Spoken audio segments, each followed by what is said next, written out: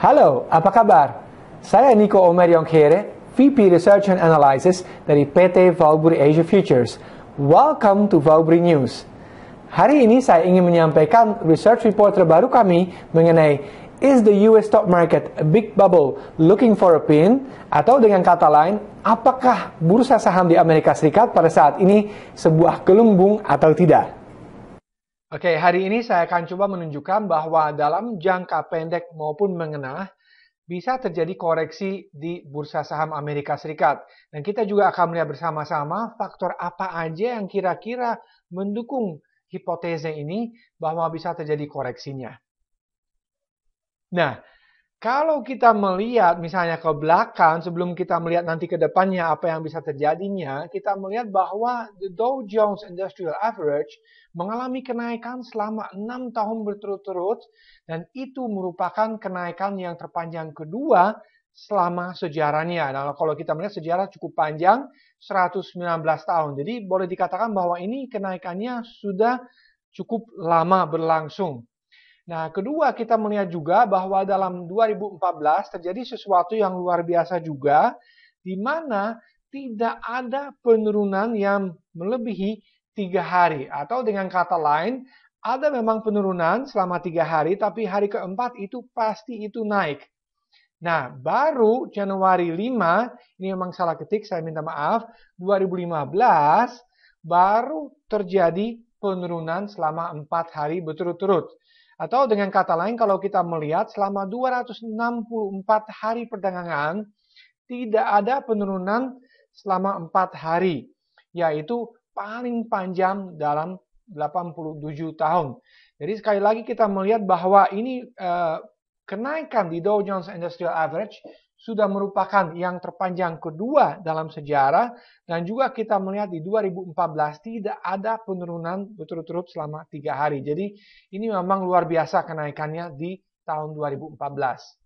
Namun kita baru mulai tahun baru ini 2015, kita melihat bahwa kita sudah ada penurunan yang berlangsung selama 5 hari berturut-turut. Lagi pula juga kita melihat bahwa sebetulnya S&P 500 tidak punya penurunan yang lebih dari 1% di hari pertama atau kedua perdagangan sejak tahun 2008. Nah, 2008 kita ingat bersama-sama apa yang terjadi, di mana ada resesi maupun juga kolaps di stock marketnya.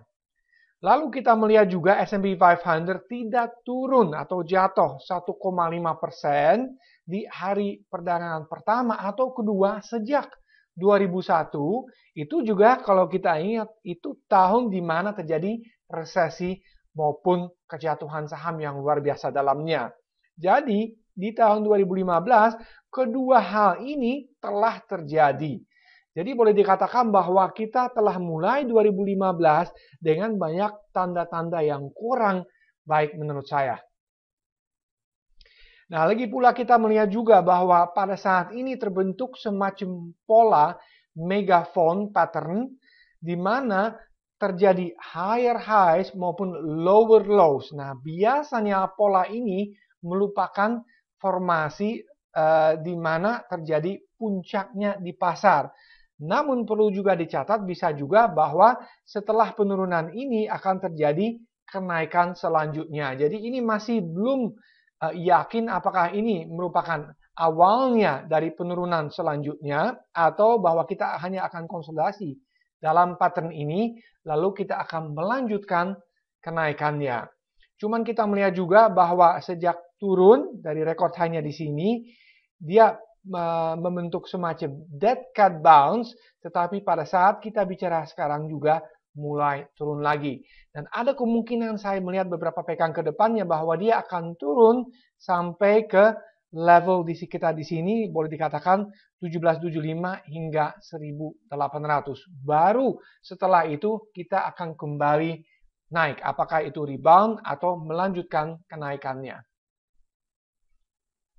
Nah, perlu dicatat juga bahwa bursa pada saat ini kita melihat itu sangat-sangat bergantung kepada apa yang dilakukan atau dikatakan oleh bank sentralnya. Kita melihat misalnya pertengahan bulan Oktober ketika terjadi penurunan yang cukup banyak, James Bullard salah satu gubernur Bank Sentral Amerika Serikat, dia mengatakan, ya mungkin kita harus menunda akhir dari QE. Setelah itu kita melihat reaksinya pasar di mana kembali naik dengan cukup cepat ya.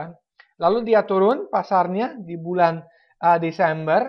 Ada pertemuan The Fed di mana Janet Yellen, kepala The Fed sendiri itu mengatakan kita akan sabar ke depannya untuk menaikkan suku bunga dan pasar kembali bereaksi dengan cepatnya gitu. Lalu ada penurunan lagi, kita punya FOMC minutes yang kembali mengulang statement dari Janet Yellen di mana mereka akan sabar, ditambah lagi salah satu gubernur The Fed juga Charles Evans yang omong dan mengatakan mungkin kenaikan suku bunga untuk sementara waktu itu tidak diperlukan karena kalau misalnya naik suku bunganya itu akan merupakan suatu bencana untuk bursa sahamnya. Jadi mereka boleh dikatakan menopang bursa dengan segala pernyataannya.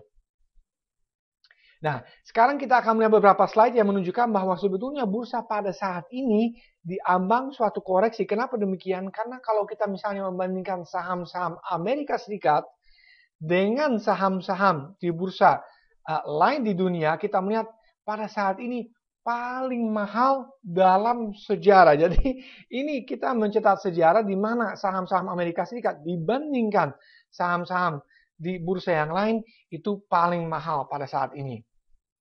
Lalu kita melihat juga valuasinya itu sendiri di bursa saham Amerika Serikat itu cukup mahal, bahkan paling mahal sejak Perang Dunia Kedua.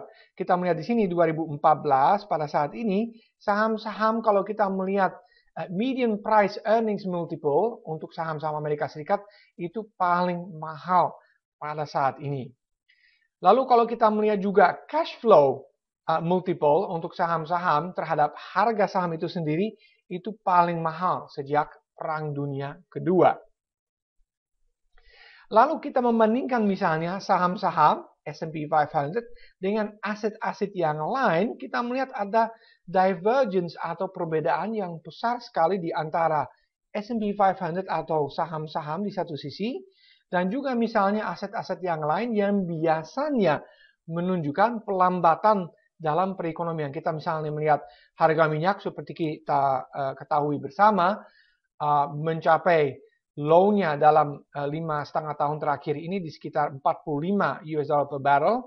Lalu kita melihat juga high yield credit juga cukup banyak anjlok. 10-year US Treasury yield juga turun cukup banyak. Kita melihat belakangan ini dan juga ekspektasi akan pertumbuhan ekonomi dalam 2 tahun ke depannya apalagi 2015 itu turun secara signifikannya. Nah, semua faktor ini biasanya akan menyebabkan bursa turun. Tetapi kenapa bursa pada saat ini masih cukup bertahannya? Nah, itu pertanyaannya pada saat ini. Dan ada dua kemungkinan yang terjadi ke depannya. Aset-aset ini akan kembali naik atau S&P 500 akan turun. Nah, saya sendiri secara pribadi pikir bahwa S&P 500 akan sedikit koreksi ke depannya dan sedikit mengikuti pergerakan dari aset kelas yang lain. Lalu kita melihat juga ini menarik sekali, kita melihat bull market yang berlangsung pada saat ini telah naik 204%. Nah, kalau kita membandingkan dengan dua bull market sebelumnya, kita melihat itu hampir sama dengan jumlah dua bull market ini. Kita melihat misalnya yang dari 97 sampai sekitar 2000 itu naik 106%. Lalu yang dari 2003 sampai 2008 itu naik 101%. Jadi ini kenaikannya sudah hampir sama dengan dua bull market sebelumnya. Atau dengan kata lain sudah cukup banyak ya kalau kita melihat pada saat ini.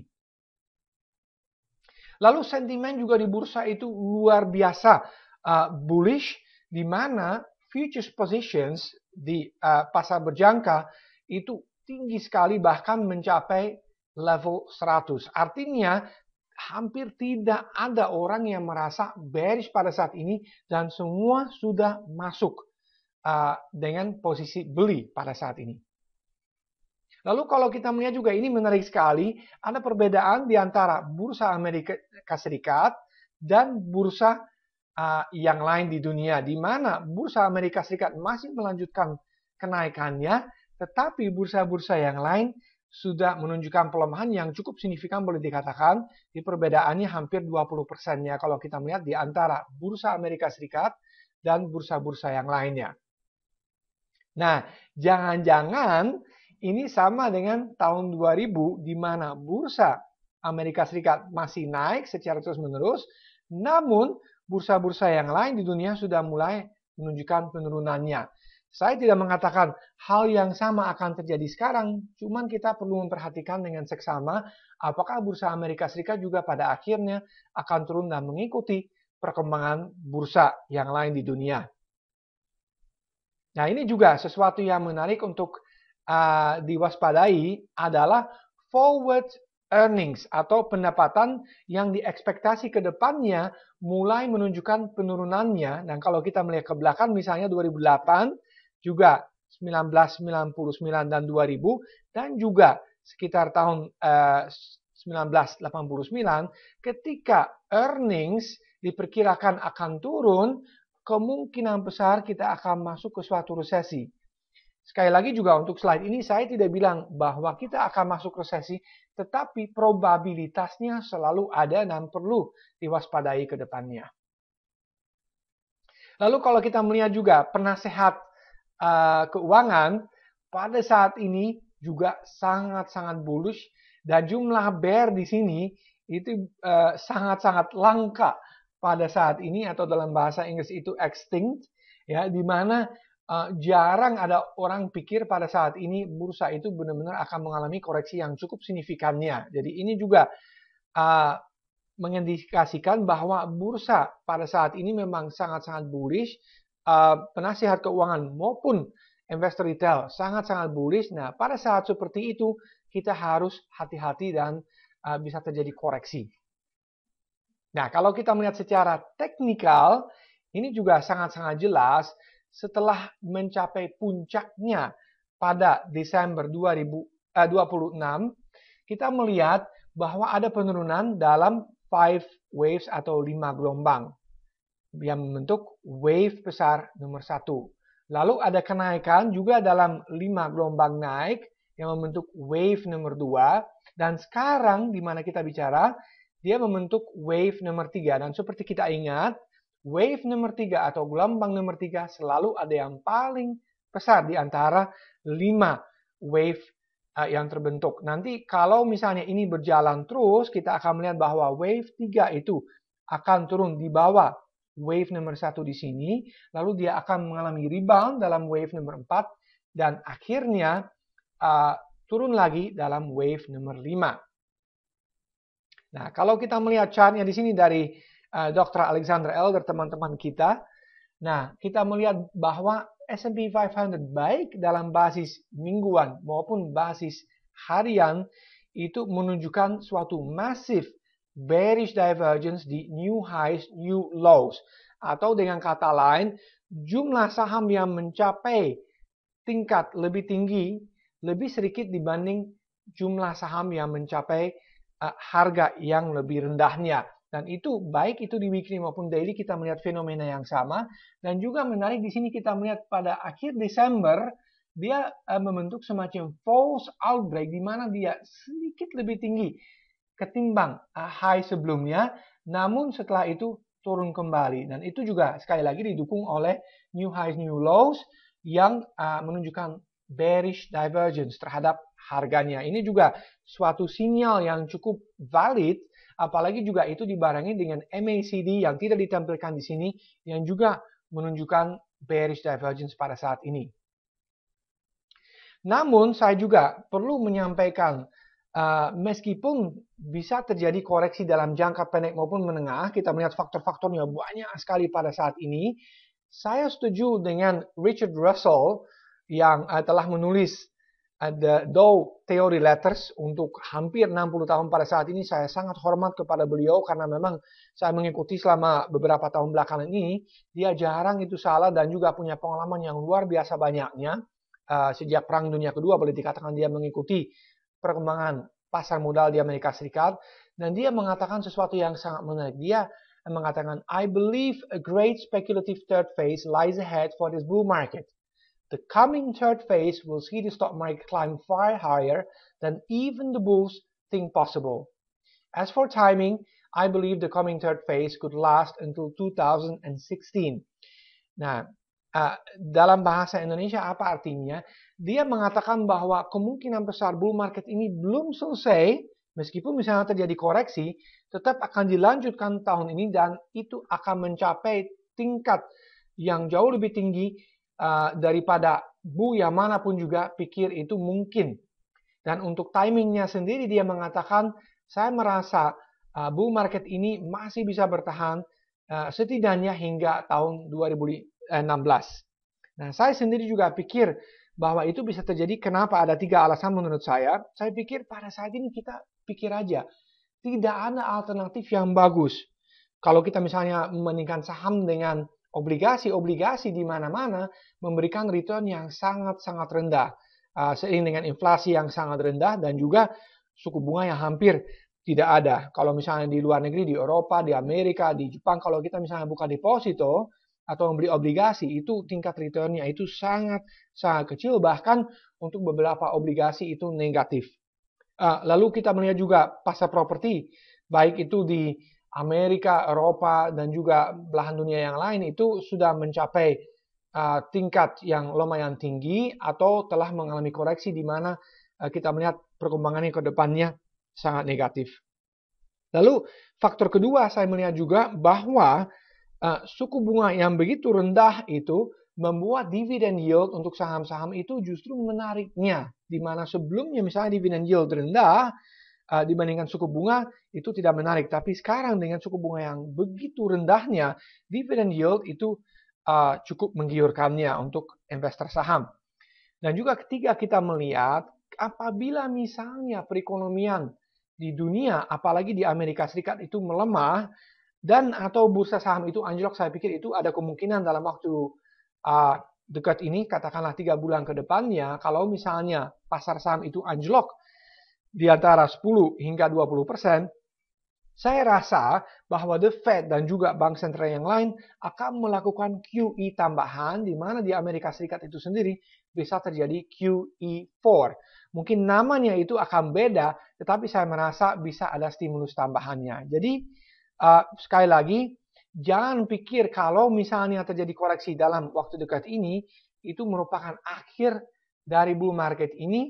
Justru sebaliknya, mungkin kita akan melihat akhir dari bull market ini pada tahun 2015, terutama itu dalam semester kedua, dan lebih lanjut di 2016. Jadi untuk merangkum kembali, saya rasa bahwa kita belum melihat akhirnya dari bull market yang berlangsung pada saat ini. Namun, kita bisa mengalami koreksi dalam jangka pendek menengah ke depannya. Terus kita juga perlu mengingat bahwa kalau misalnya ada koreksi yang cukup besar dan atau misalnya ada perlambatan yang signifikan di perekonomian Amerika Serikat, jangan-jangan The Fed dan juga dibantu sama bank sentral yang lain di dunia akan kembali menopang pasarnya ke depannya. Jadi, kalau misalnya strategi ke depannya yang paling bagus adalah buy on weakness saham-saham yang menurut Anda punya potensi cukup bagus. Baik itu saham secara individual misalnya di bursa saham Indonesia maupun misalnya indeks saham baik itu di Amerika Serikat maupun juga di Asia. Sekian untuk saat ini. Sampai jumpa di Valbri News berikutnya.